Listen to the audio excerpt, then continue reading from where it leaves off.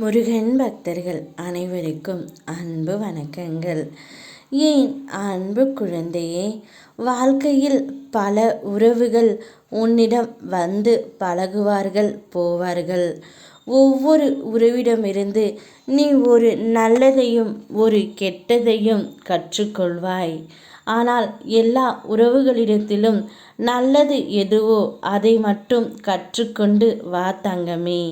தீவைகளை விட்டுவிடு. இப்பொழுது உனக்கு நெருக்கமாக இருக்கின்ற ஒரு உறவை பற்றித்தான் நான் கூற வந்து இருக்கின்றேன்.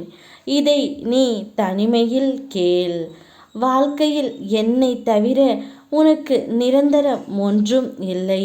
மற்றவை அனைத்தும் நீயாக உருவாக்கி கொண்ட மாயைத்தான். பெண்ணுக்கான உரிமைகளை தட்டி பறிக்கும் பொழுது யானை பலத்தை பெறுகிறாள் எதிர்கொள்வதற்கு. அது போலத்தான் உன்னுடைய பலத்தை நீ அறிந்து கொள்ள வேண்டும். சில மனிதர்கள் உனக்கு தீயவர்களாக இருந்தாலும் நீ அவர்களையே நல்லவர்களாகத்தான் நம்பிக்கொண்டு இருக்கின்றாய். உனக்கு நெருக்கமாக பழகி கொண்டிருக்கின்ற ஓர் உறவு கூட அப்படித்தான் இருக்கின்றார்கள். மனிதர்கள் ஒவ்வொருவரின் வாழ்விலும் இரண்டு சொற்களை உதிர்ப்பான். என்ன ஆட்டம் ஆடப்போகின்றாய் என்பது பிறப்பின் போது உதிர்ப்பது. ஆடி முடித்து விட்டாயா என்பது இறப்பின் போது உதிர்ப்பது. ஒவ்வொருவருக்கும் ஒவ்வொரு சூழ்நிலையில் வாழ்க்கை இருக்கும். எல்லா இழப்புகளுக்கும் இழப்பீடு சாத்தியமே இல்லை.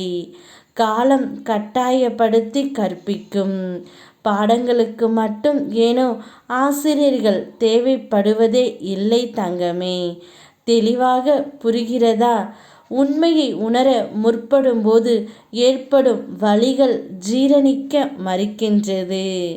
உனக்கு யாராவது கஷ்டம் தந்துவிட்டால் நீ அதை எண்ணி மிகவும் வருத்தப்பட்டு கொண்டிருக்கின்றாய். அப்படி உனக்கு கஷ்டம் தரும் உறவிடமிருந்து சற்று விலகி சென்றுவிடு. ஒவ்வொரு பிரச்சனைக்கும் ஏதோ ஒரு தீர்வோடு தான் வருகின்றது. அதற்கு எந்த தீர்வும் இல்லையென்றால் அது பிரச்சனையே இல்லை.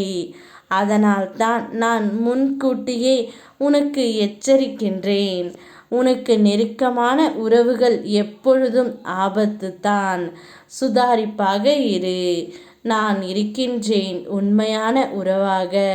யாம் இருக்க பயமேன். ஓம் முருகா.